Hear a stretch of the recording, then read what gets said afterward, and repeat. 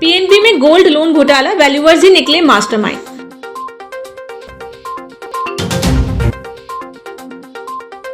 तूफान का कहर, छत उड़ी, गर्भवती ने खोया अजन्मा बच्चा।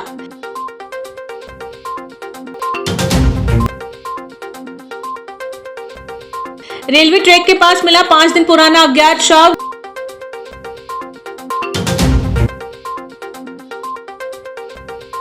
हिरन नदी में नहाने गए 11 साल के मासूम की डूबने से मौत। कैंट थाना क्षेत्र के सदर स्थित पंजाब नेशनल बैंक शाखा में 43 लाख रुपए से अधिक के गोल्ड लोन घोटाले का खुलासा हुआ है। जांच में सामने आया कि बैंक के अधिकृत गोल्ड वैल्यूअर राजीव सोनी और आशुतोष सराफ ने 12 लोन आवेदकों के साथ मिलकर नकली सोने को असली बताकर 38,81,000 रुपए का गोल्ड लोन स्वीकृत किया। किस्तें न चुकाने पर यह राशि ब्याज सहित 43,17,000 रुपए से अधिक हो गई। बैंक ने दोबारा जांच कराई तो गिरवी रखा सोना नकली निकला। शिकायत के बाद पुलिस ने दोनों वैल्यूअर्स समेत 15 आरोपियों पर धोखाधड़ी और आपराधिक षड्यंत्र का मामला दर्ज कर जांच शुरू कर दी है।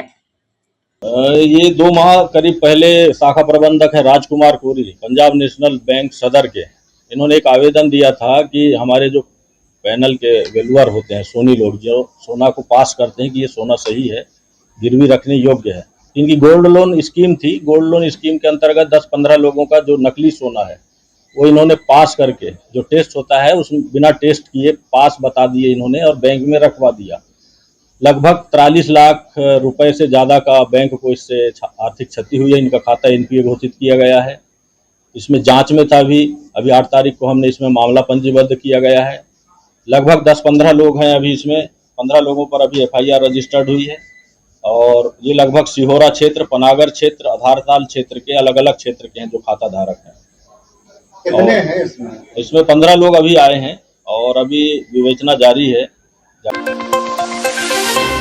ग्वारीघाट के बटोली क्षेत्र में प्री मानसून की पहली तेज बारिश और आंधी तूफान ने भारी तबाही मचा दी। तेज हवाओं से कई कच्चे मकानों की छतें और टीन शेड उड़ गए, जिससे कई परिवार बेघर हो गए। इस दौरान बेघर होने के सदमे और विपरीत परिस्थितियों के चलते गर्भवती महिला ने अपना अजन्मा शिशु खो दिया। कुछ अन्य लोग भी घायल हुए। घटना पर सामाजिक कार्यकर्ता जितेंद्र अवस्थी ने प्रशासन की लापरवाही का आरोप लगाते हुए पीड़ित परिवार को मुआवजा, घायलों को मुफ्त इलाज और बेघर परिवारों के पुनर्वास की मांग की है। गोसलपुर देवरी रेलवे खंड के पास ट्रैक के किनारे झाड़ियों में एक अज्ञात युवक का शव मिलने से सनसनी फैल गई। दोपहर के समय रेलवे के पॉइंट्समैन दिनेश काछी की नजर झाड़ियों के बीच पड़े शव पर गई, जिसके बाद उन्होंने तुरंत इसकी सूचना गोसलपुर थाना पुलिस को दी।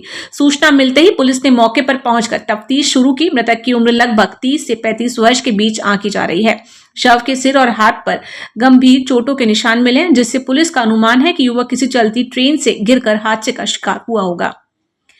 कल 9 जून 26 को रेलवे के पॉइंट्समैन दिनेश काछी द्वारा दोपहर में सूचना दी गई थी कि गोसलपुर देवरी खंड में रेलवे ट्रैक के बगल में एक अज्ञात पुरुष उम्र लगभग 30-35 वर्ष का शव पड़ा हुआ है, जिसके सूचना पर अमल कायम किया गया। मौके से जांच की गई तो एक पुरुष का शव पाया गया, जिसके सिर में चोटें एवं हाथ में चोट दिखी। ऐसा प्रतीत होता है कि ट्रेन से गिरने के कारण उसको चोटें आई और झाड़ियों के बीच में उसको किसी ने देख नहीं पाया, जिससे 4-5 देखकर वहां पड़ा रहा। पाटन थाना क्षेत्र के अंतर्गत आने वाले एक गांव में हिरन नदी में नहाने गए एक 11 वर्षीय मासूम बच्चे की पानी में डूबने से दर्दनाक मौत हो गई। मृतक बच्चे की पहचान प्रिंस रेकवार के रूप में हुई है। घटना की सूचना मिलते ही स्थानीय पाटन थाना पुलिस और गोताखोरों की टीम तुरंत मौके पर पहुंची। भारी मशक्कत के बाद गोताखोरों की मदद से बच्चे के शव को नदी के बाहर गहरे पानी से निकाला गया। इस हृदय विदारक घटना के बाद से मासूम के परिवार में कोहराम मच गया है और पूरे गांव में शोक की लहर है। मामले की विस्तृत जानकारी देते हुए एडिशनल एसपी सूर्यकांत शर्मा ने बताया कि पुलिस को हिरन नदी में एक बच्चे के डूबने की सूचना प्राप्त हुई थी। थाना पाटन के थाना गांव से खबर आई है कि कुछ बच्चे हिरन नदी में नहा रहे थे, जिसमें प्रिंस रेकवार नाम का एक बच्चा है जिसके डूबने से मृत्यु हो गई है। इसमें पुलिस टीम भेजी गई है। इसमें पंचनामा और मर्ग की कार्रवाई की जा रही है और पोस्टमार्टम कराने के बाद इसमें अग्रिम वैधानिक कार्रवाई सुनिश्चित की जाएगी। दवा बाजार में काम करने वाली ग्राम दिनारी खमरिया निवासी गीता राजपाल की रहस्यमयी गुमशुदगी और शाहपुरा में मिले अज्ञात शव के मामले में एक नया और सनसनीखेज मोड़ आ गया है। मृतका के भाई राजा राजपाल ने परिजनों के साथ एडिशनल एसपी सूर्यकांत शर्मा को एक शिकायती ज्ञापन सौंपकर आरोप लगाया कि उसकी बहन की सामान्य मौत नहीं हुई है, बल्कि उसके 2 परिचितों राजपाल निवासी निगरी और सोनू चौरसिया ने मिलकर उसकी हत्या की है और साक्ष्य मिटाने की कोशिश की गई है। भाई का दावा है कि गीता मदन महल के एक हॉस्टल में रहती थी और 18 जनवरी 2026 से अचानक लापता हो गई थी, जिसकी गुमशुदगी मदन महल थाने में दर्ज कराई गई थी। सर वो राजपाल से मतलब शादी लगी थी हमारी बच्ची की। 2-4 साल से वो बात कर रहा था, बच्ची उससे कर रही थी, वो उससे कर रहा था, संपर्क दोनों का था। वो मतलब 1 साल पहले जुलाई में उसने काम लगाए हैं, बुलाया मदन हॉस्पिटल, उसने हॉस्टल में रखवाया, काम लगाया। और अब जनवरी में 18 तारीख के पहले 11-12 तारीख है शायद, उन्हें मतलब ध्यान तारीख को उसने घर गई बच्ची, तो वो रही मम्मी, वो हमें राजपाल परेशान कर रहा है, बोल रहा है कि हम अहमदाबाद में इंजीनियर ड्यूटी कर रहा है, और बोल रहा है कि ड्यूटी कर रहे हैं, कुछ नहीं कर रहा है, भाग रहा है फालतू, और बहुत सारी लड़कियों से बात कर रहा है, और हमके उससे शादी नहीं करना। पाल दिनारी खमरिया के रहने वाले हैं। इनने एक आवेदन पत्र दिया है कि 20 जनवरी को इनकी बहन जो थी, जो फ्रंटियर फार्मा में जबलपुर में काम करती थी, अचानक ये मदन महल क्षेत्र में किराए से रहती थी, ये गुम हो गई थी, जिसका गुम इंसान इनने मदन महल थाने में दर्ज कराया था।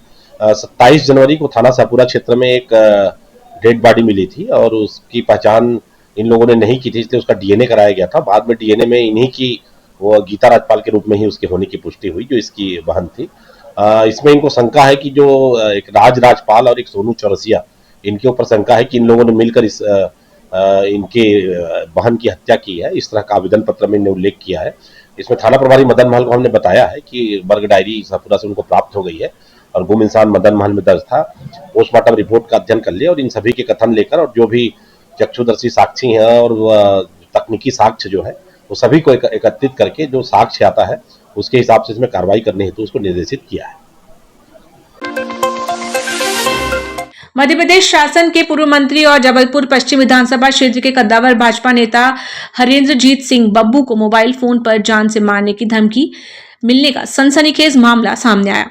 अज्ञात कॉलर द्वारा दी गई इस धमकी के बाद शहर के राजनीतिक गलियारों में हड़कंप मच गया है। मामले की संवेदनशीलता को देखते हुए गोरखपुर थाना पुलिस ने त्वरित कार्रवाई करते हुए अज्ञात आरोपी के खिलाफ भारतीय न्याय संहिता बीएनएस 2023 की धारा 351(3) और 351(4) के तहत अपराध क्रमांक 0438/2026 दर्ज कर मामले को विवेचना में ले लिया है।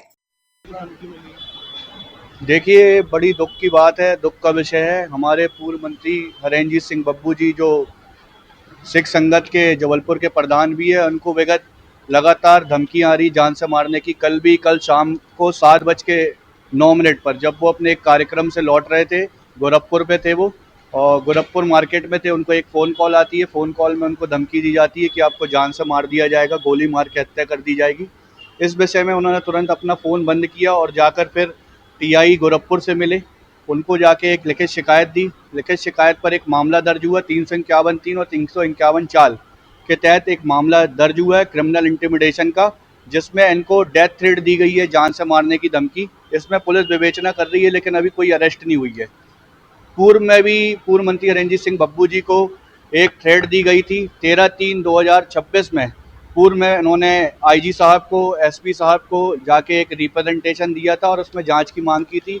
जांच अभी तक पूरी नहीं हुई, उसमें भी कोई पकड़ा नहीं गया। अभी तो ये कल का हाल ही मामला है जिसमें तो गोली मारने की धमकी दी गई है। ये अभी बीच में एक आंदोलन ज्ञापन का कार्यक्रम सिख समाज के द्वारा किया गया था, जिसको लेकर के पूर्व विधायक श्री बब्बू जी, इनके द्वारा जो है वक्तव्य दिया गया था। तो उस वक्तव्य पे आपत्ति लेते हुए किसी व्यक्ति ने उनको फ़ोन पर उसके विरोध में विरोध किया है, जिसके संबंध में उन्होंने एक रिपोर्ट दर्ज कराई है, जिसकी जांच की जा रही है। जांच पर वैधानिक कार्रवाई की जाएगी। सर, कुछ बताया उन्होंने कब फोन किया था उनको? वही बताया जिस दिन वक्तव्य उन्होंने दिया था विरोध प्रदर्शन, उस दिन की बात है। पुलिस अधीक्षक संपत उपाध्याय के निर्देशन और एएसपी जितेंद्र सिंह के मार्गदर्शन में जबलपुर पुलिस ने बड़ी सफलता हासिल की है। पुलिस ने CEIR पोर्टल के माध्यम से विभिन्न आवेदकों के गुम हुए 131 मोबाइल फोन ट्रेस कर उनके असली मालिकों को सौंप दिए हैं, जिनकी कुल कीमत लगभग 21 लाख रुपए आंकी गई है। इस मौके पर एसपी संपत उपाध्याय ने जनता से अपील की है कि मोबाइल गुम होने पर तुरंत थाने और CEIR पोर्टल पर रिपोर्ट करें। इसके साथ ही पुलिस ने साइबर फ्रॉड से बचने के लिए एडवाइजरी जारी करते हुए नागरिकों को अज्ञात टेलीग्राम और व्हाट्सएप ग्रुप से निवेश टिप्स न लेने, अनजान APK फाइलें डाउनलोड न करने और लॉटरी या नौकरी के लालच में आकर बैंक खातों की जानकारी साझा न करने की सलाह दी गई है। साइबर ठगी का शिकार होने पर तुरंत राष्ट्रीय हेल्पलाइन नंबर 1930 या जबलपुर साइबर सेल पर संपर्क करने को कहा गया है। DSP साइबर का काम करते हैं, DSP साहब इस टीम में बाकी सभी के मोबाइल काम नहीं है। कहीं न कहीं कुछ अपने से घटना हुई, इसकी वजह से मोबाइल अपने जाए तो दोबारा टीपी घूरा ले आई, उसकी पूरी और आप लोग काफ़ी भाग्यशाली हैं कि आपका मोबाइल मिला। आज जरूर इस मौके पर 131 मोबाइल हैं जो हम हैंड ओवर कर रहे हैं, लेकिन बहुत सारे ऐसे लोग हैं जिनके मोबाइल हमारे तमाम प्रयासों के बावजूद नहीं मिल पाए हैं। उनके लिए हम प्रयास करते हैं लेकिन नहीं मिल पाते, तो अपने लिए सौभाग्य की बात है कोई भी चीज़ अपने को वापस मिल रही है।